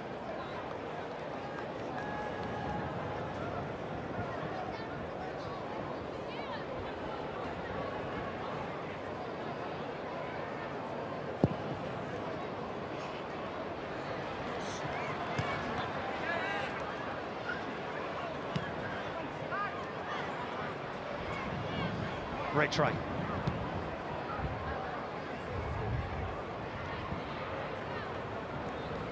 So a lot more productive in the attacking third in the second half, Wellington. This is in towards Barbarousis. James Delianov quickly out.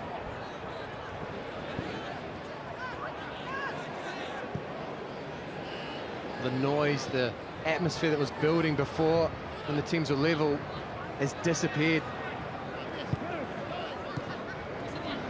It's now back to what it was like for large stages of the first half. Adelaide United looking comfortable, knowing that their advantage can be maintained if they simply circulate, move the ball around, wait for a chance to come their way.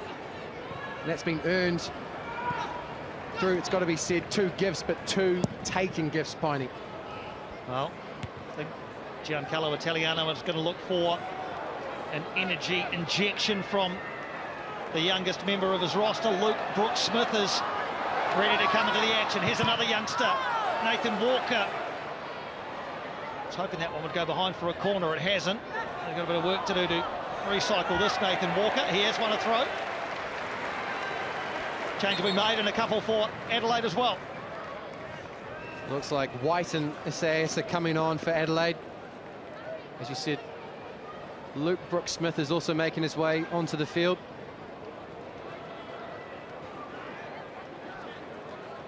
Just a question here of who's going to go first, Bonnie. Not seeing much movement on the field. 3 patient individuals waiting to make their way on.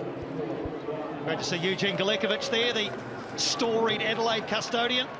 Luke Brooks-Smith is going to take the place of Corbin Piper, who exits a goal scorer, but currently the goal won't mean a lot as far as the result's concerned. Here's Luke Brooks-Smith into the action, the 16-year-old. And for Adelaide United, Stefan Mork is going to make way, as to will Jay Barnett and Ryan White and SIS into the action to try and close this one out. The 37, soon-to-be 38-year-old Spaniard has lost just 5 of 23 games against Wellington. So he is Adelaide's closer today, they will hope. He enters the field up against an increasingly looking dejected Wellington Phoenix side. There's an element of them being rocked by the concession of that second goal. Expended so much energy again back into the game. We're riding a bit of an emotional wave, backed by the crowd. Now they have to climb the mountain again, and it is that at the moment, just because of the form of the side, looking for answers and not quite finding them presently. Must be deflating, mustn't it? An own goal and a goalkeeping mistake for the 2 goals. They did so well to get themselves back into the contest after half-time with Corbin Piper's header. The energy of the game shifted. Have they got the wherewithal to shift it again? Costa Barbarousis will believe so. He stopped in the penalty arc. Was that man SAS as well with the intervention, Piney? Didn't even need to adjust to the game, immediately into it. And here he's again in the blue boots, prodding the ball away from danger. Brooks-Smith with a first chance to run at Adelaide, runs at Elegance and gets away from him. Pushed it past Harvey Lopez, thought it got a nick off Lopez. Yes, says the referee. Luke Brooks-Smith earns Wellington another corner. It's that loping stride, threat of pace, and he's quite happy to go into a 1v1 confrontation. An intelligent play there, just got enough of a touch to guide it back into the Adelaide defender. The Phoenix have looked dangerous from set pieces this afternoon, Piney. Yep, but no Corbin Piper anymore to aim at. who will take the responsibility. Ishiga, plenty of elevation. Bouncing around. Jovanovic gets it away. Wellington to recalibrate. Nathan Walker wins the throw. Corbin Piper playing ball boy. Walker. He and Brooks Smith look to combine. It does find its way through just to Nagasawa. Into the area where Scott Watson is. Blocked. Kelly Heald. Walker can't get it out from under his feet. And Adelaide break as the game stretches through to Cooley. Jovanovic is up with him. Brooks Smith back quickly. So the subs are having a little game of their own at the moment.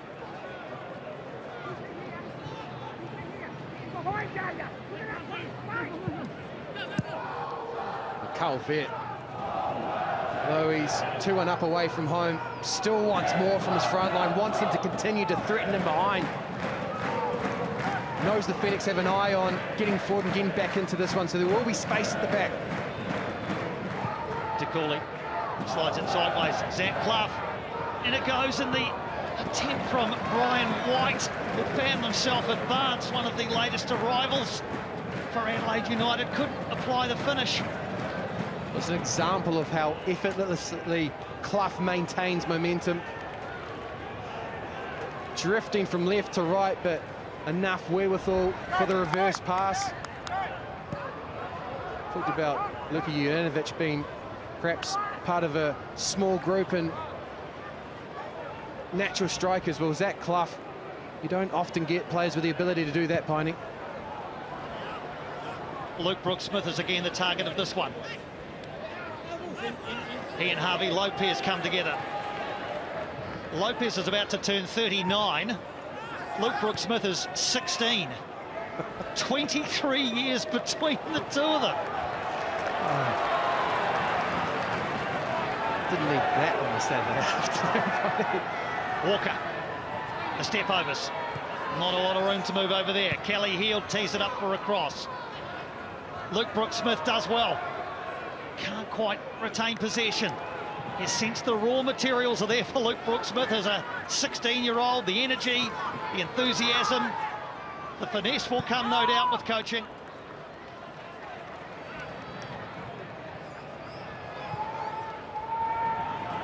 Well, the Phoenix have certainly gone up a gear in the last few minutes.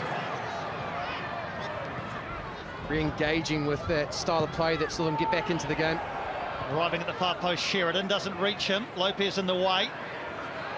Luke Brooks Smith thought about the shot. Lopez is tiring down there, isn't he? I'm sure that Harvey Lopez would rather spend Saturday afternoons doing something else than chase a 16-year-old around a football field. I think that's what ultimately retires players, Barney. It's when you come up against that youthfulness, that energy. But the thing that Chiefy's made note about with Brooks Smith is the unpredictability, and there the ball just dropped for him on his left shoulder. I think I'd love to get Ife's input on this, as he's just got to turn and swing the boot. Trust that his instinct is going to take him closer to goal. What do you make of that one, Ife? Was that a chance, a half chance for the youngster?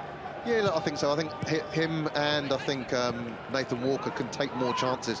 That's what they're in the team for. It's difficult as you're coming through as a youngster because you don't want to make too many mistakes, but certainly in the final third, I think they've got to really express themselves, especially in a position like this. You're 2-1 down. What's the worst that can happen? Try and get your team back into it if you can.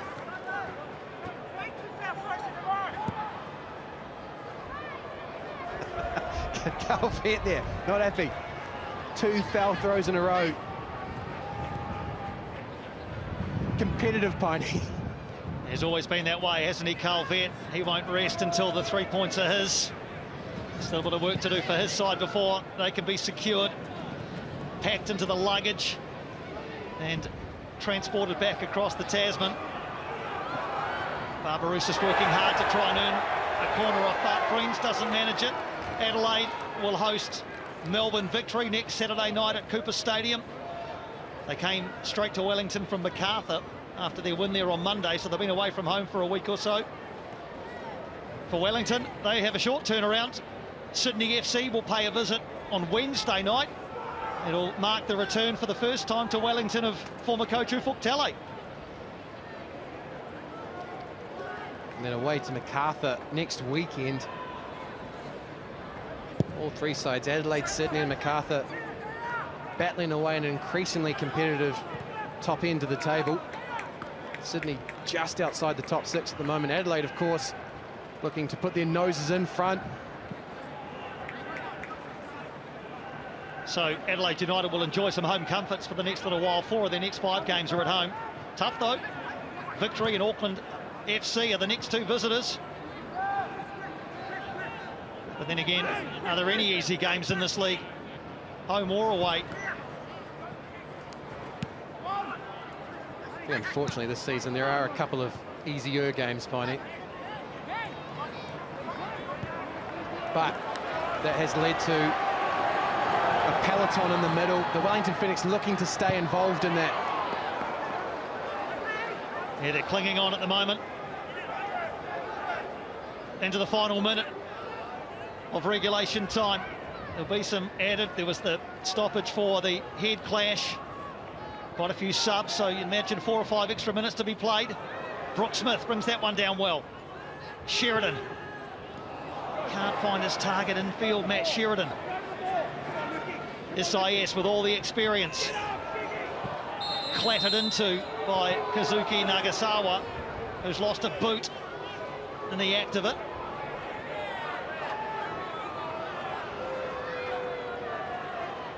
I believe that's the first yellow card that we've seen this afternoon. Nagasawa in the 89th minute. SES on the turf hasn't moved much at all. Cause for concern for Carl Viet.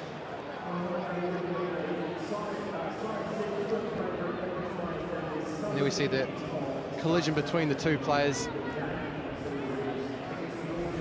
Slightly late, but certainly nowhere near the ball from Kazuki Nagasawa. So going to be a further stoppage while SIS is attended to. Just a second yellow card of the season for Nagasawa.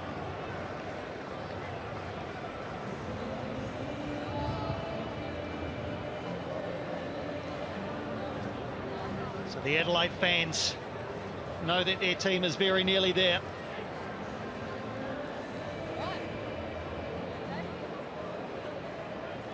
SIS is back on his feet and play can resume, so I'd imagine we'd have 4 extra minutes from now minimum. Giancarlo Italiano watches on, not much he can do. What can his team manage in the closing stages of this one? Barbarousis and Walker here after this one. Farias gets there first.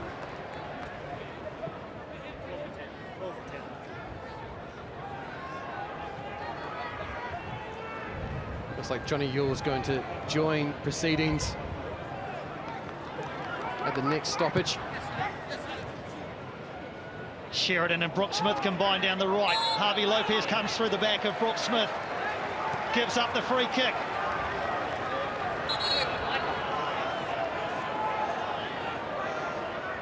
Just on Harvey Lopez too, he's obviously about to turn 39, but he doesn't even get the satisfaction of being Adelaide United's oldest ever player. Romario still holds that honour. He was past his 40th birthday when he made the last of his 4 appearances and scored a goal that day.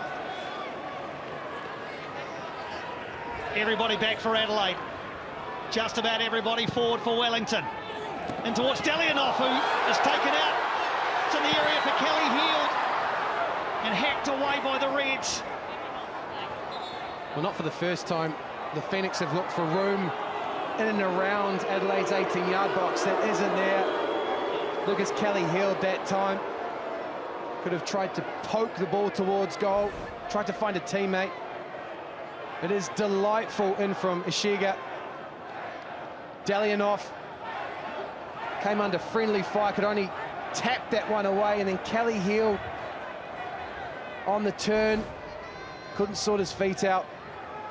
It was a scramble from Adelaide's perspective, though. Paniotis Kikianis came off worst of all. He's back up into a sitting position. Alex King has made it quite clear that the watch has been stopped. Melbourne City up next at home to Brisbane Roar.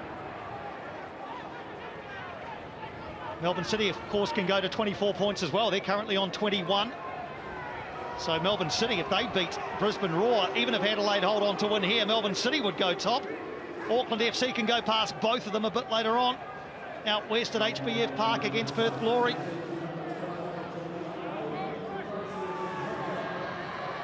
Johnny Yull is going to be a late entry into the game in place of Zach Clough. Excellent in the first half, Zach Clough. Not quite as effective in the second, but still a great outing. Johnny Yull going to make his way on. There's no need for the crowd to worry. Alex King is keeping track of time.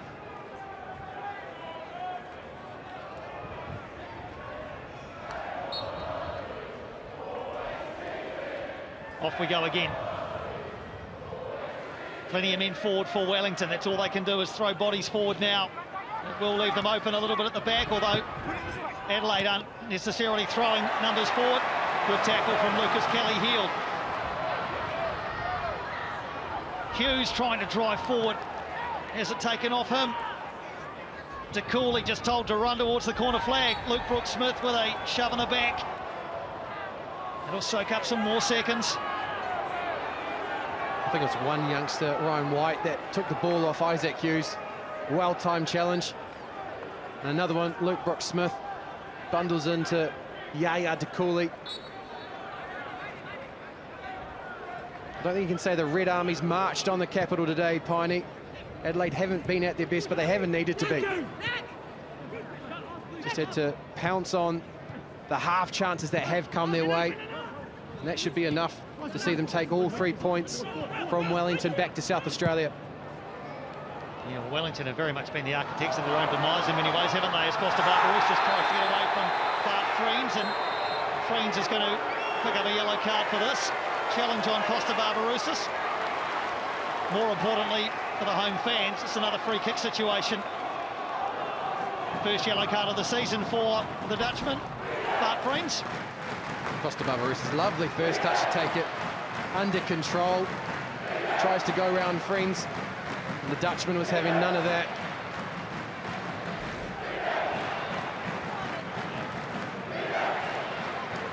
Costa Barbarousse just shakes himself off. Is this his last chance to get his 100th goal today? Is this the last chance for Wellington to take something from the game? We're into the 7th extra minute. Hideki Ashiga wants the correct distance between the ball and Yaya De Cooley. Everybody just about in the same area of the pitch. In towards Adelaide's goal. Not cleared. Jovanovic puts a foot through it. Is there time left? Eyes on Alex King. He says at the moment there is. Belted forward towards Adelaide's goal. Back it comes from Friens. The game's very ragged. Another free kick coming for Wellington. And still time to play, says Alex King.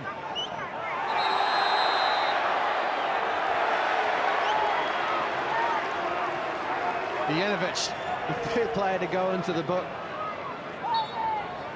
Yeah, a bit silly from Luka Jovanovic there. Ball forward. Stretching every sinew. Isaac Hughes to try and divert that one back across goal. Couldn't manage it.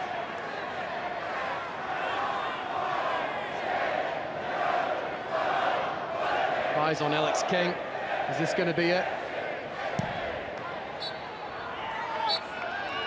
Red alert in Wellington. Adelaide United go top of the league. 6 straight away wins, a club record. Wellington, in many ways, the architects of their own demise. But Adelaide United take the spoils away from Sky Stadium today. An own goal and an opportunist effort courtesy of Luka Jovanovic. Corbin Piper with the first ever goal for Wellington. But it's Adelaide who win it here in Wellington by 2-1.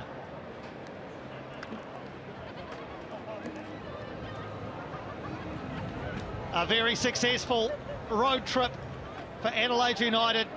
They have been perfect on their travels off the back of a 2-1 win, courtesy of late drama against MacArthur on Monday. It wasn't quite as dramatic today, but Luka Jovanovic was again the man front and centre, the scorer of the winning goal for Adelaide United for the second successive game.